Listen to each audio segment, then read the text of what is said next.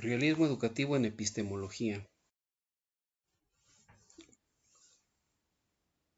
Pues nosotros podemos entender que la realidad es una representación objetiva, más ontológica y general, y también podemos entender el realismo como una experiencia particular o subjetiva de una situación, un problema o cosa. Podemos hablar entonces como de dos niveles de ontología, un nivel de ontología fuerte, donde las posiciones teóricas pues suscriben una visión de la naturaleza, una constitución del mundo. Ahí tenemos pues una explicación, un dibujo que determina cómo es la realidad y vamos con esa imagen a explicarla. Ahora, en un sentido más débil, ontológicamente hablando, vamos esa experiencia, esta situación, esta cosa, este problema, vamos a ver cuestiones, circunstancias, características sobre el mundo que pueden ser olvidadas o emitidas por otras posiciones. Es decir, tenemos que ir desde lo general a lo particular y de lo particular a lo general, y entonces no es un procedimiento simplemente deductivo, simplemente inductivo, sino es un inductivo deductivo desde la experimentación y toda una serie de procedimientos que se han ido armando.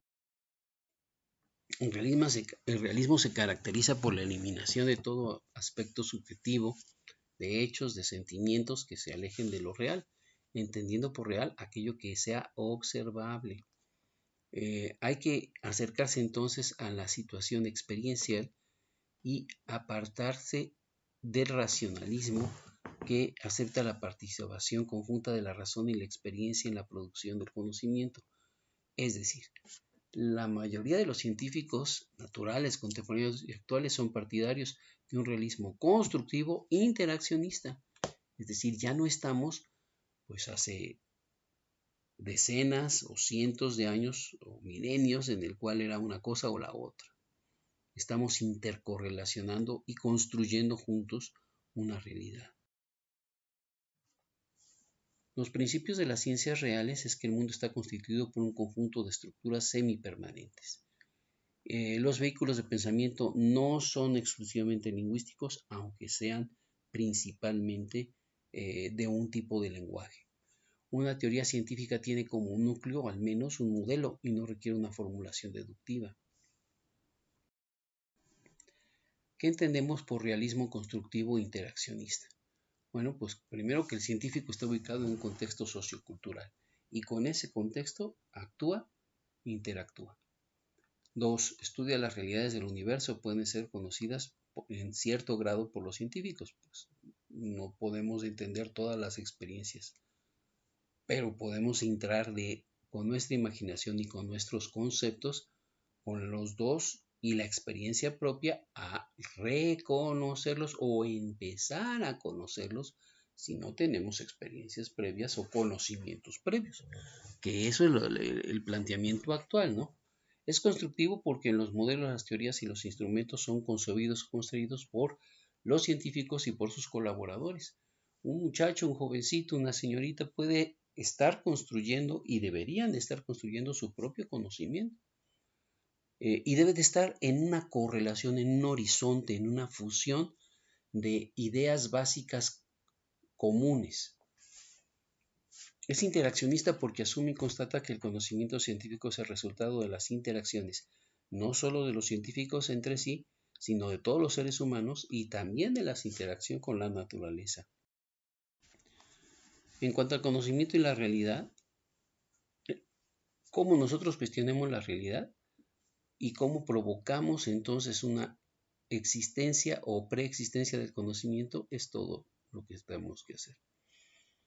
La episteme, lo sabemos ya, es una palabra de origen griego que es muy usada y tiene varios significados. El significado original se refiere a la sabiduría, pero además luego el concepto fue hacia la ciencia y luego se fue al conocimiento, que es, digamos, lo que actualmente, cómo se conoce lo que se conoce. El discurso cargado de conocimiento es la teoría implícita y determina la condición del contexto sociohistórico.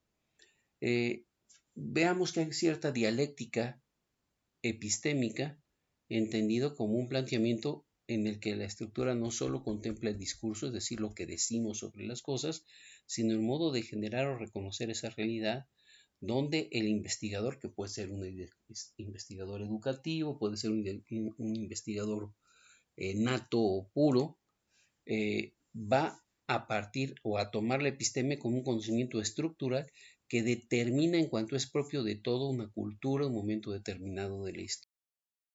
La realidad y el paradigma en la investigación. Ya algo hemos tenido un poquito estos elementos, pero es necesario como precisarlos un poquito. El paradigma es un modelo a seguir. Puede ser a un nivel religioso, científico, social, cultural, personal, pero todos los paradigmas van a cambiar porque dependen de una sociedad y de una cultura. Entonces, las teorías estructuralistas nos proponen que estos paradigmas deben ser impuestos por una superestructura, que es un gobierno, que es una política, que es una cultura, que es una situación, que es una familia, que es una vivencia social.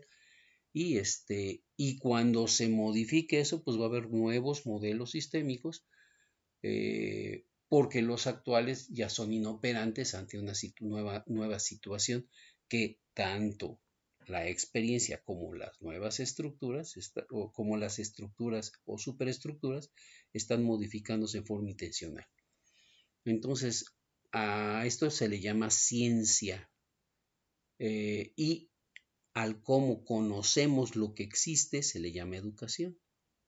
En Atenas, de Igma, tenía que ver en el mercado donde los comerciantes exponían y mostraban su mercancía a la venta. En esta relación de sentidos viene a significar también prueba y entonces gustar la porción de algo. Por lo tanto, ensayo, muestra, ejemplo. ¿Sí? Nos damos cuenta entonces que la palabra de realidad y de paradigma, de igma, nos están dando un sentimiento muy importante de lo que es la realidad y de lo que es también pues un modelo, es un doble juego. En otras palabras, desde el principio estaban un poquito las dos ideas y nosotros durante demasiado tiempo estuvimos nada más viendo una sola o priorizando una. Hay varias personas que manejaron el realismo y la pedagogía, especialmente durante la Ilustración en el siglo XVII.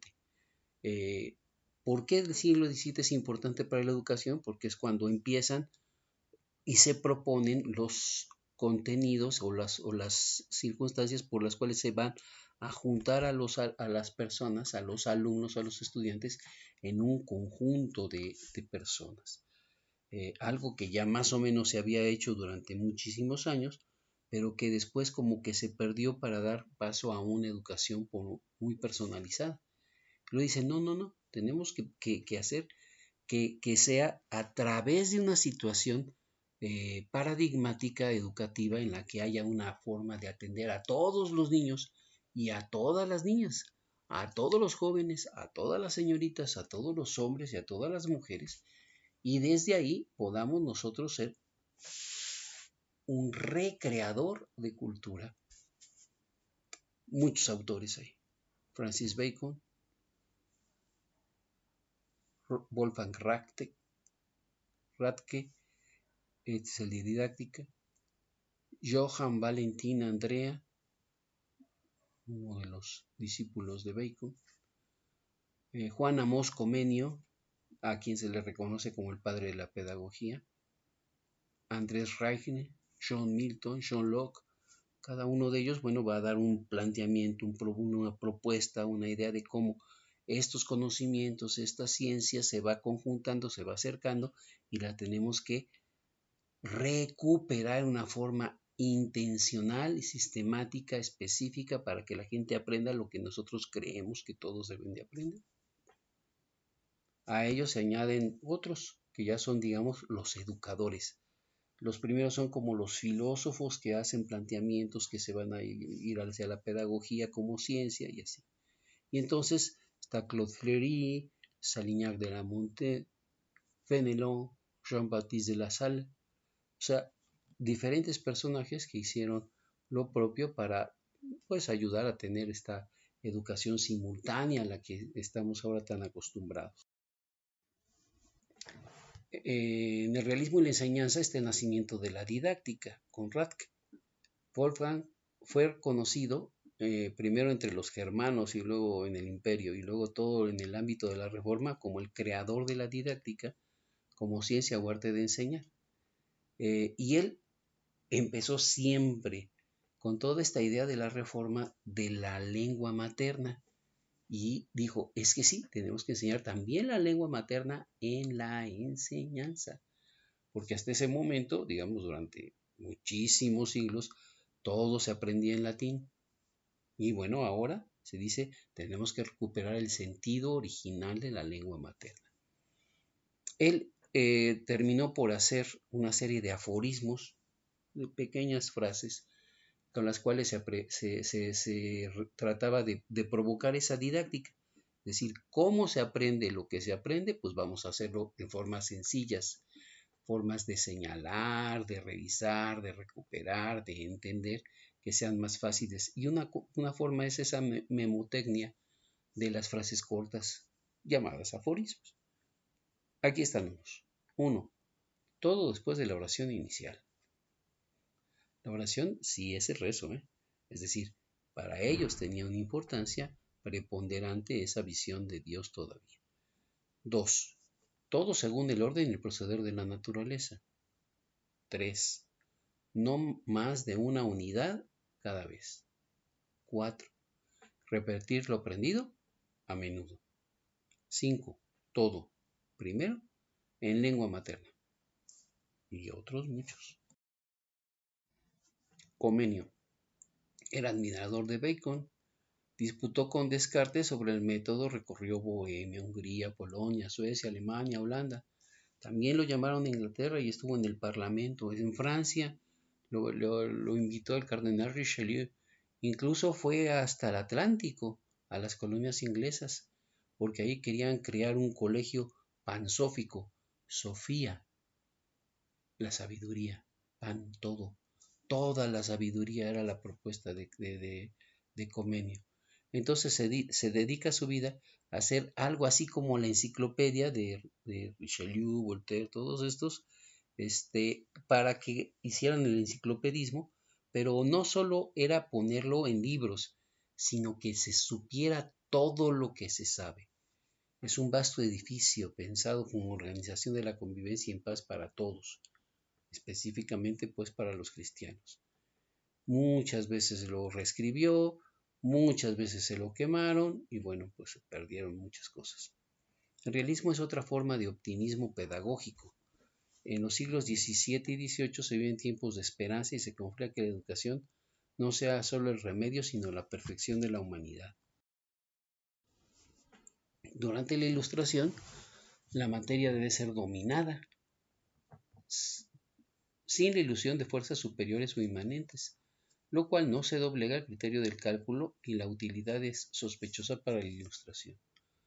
Es llamativo que Comenio, venerando las nuevas potencialidades de la razón, se resiste sin embargo a abandonar la fuerza histórica de los mitos. Pues no eran tontos, sabían de lo que estaban hablando. Bacon desprecia a los partidarios de la tradición que primero creen saber lo que otros no saben y luego que ellos mismos saben que no saben. Entonces es una cosa muy complicada, ¿no? Pero bueno, la verdadera sabiduría permite la apertura. Hemos visto entonces que en este realismo epistemológico tenemos que recuperar como los elementos básicos de esta ontología.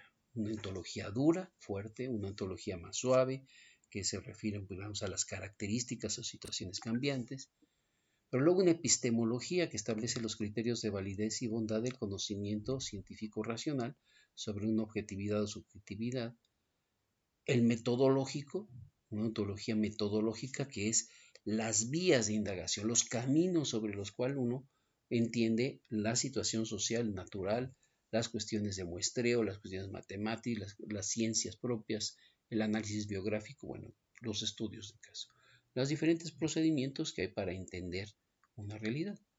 Y luego el técnico instrumental, una ontología que nos provoca un tecné concerniente a instrumentos, procedimientos, estrategias, análisis, información, uso de datos. ¿Qué entendemos entonces por un realismo científico y el conocimiento en la educación? Un programa educativo no va a tener los mismos efectos en diferentes sitios y circunstancias. Entonces, la realidad va a ser amplificada o cancelada por otros factores. El objetivo de la investigación es descubrir las entidades que tienden a producir efectos. Entonces, es una primera razón por la que hay que buscar una educación que sea realista y científica al mismo tiempo. Entonces, los criterios de explicación causal dependen de las propias disciplinas. O sea, cada disciplina tiene su propia forma de entender el mundo físico. No se inventan, ya están ahí. ¿Qué vamos a entender por realismo epistemológico en la educación? Pues vamos a seguir algunos principios. El mundo real es complejo, estratificado, de tal manera que siempre es concebible descubrir nuevas capas complejas de realidad para explicar otros niveles. Es decir, estamos interrelacionados. La sociedad no existe fuera de las acciones individuales. Los actores sociales producen y reproducen estructuras sociales, consciente e inconscientemente influyen en la acción. Otro, no existen fundamentos que no se puedan corregir en la ciencia. Tenemos que ver que los sentidos y los hechos no son inmaculados. El conocimiento social es histórico, por lo tanto es cambiante. Y la explicación científica es la explicación de cómo las estructuras causales de diferente tipo pues producen acontecimientos.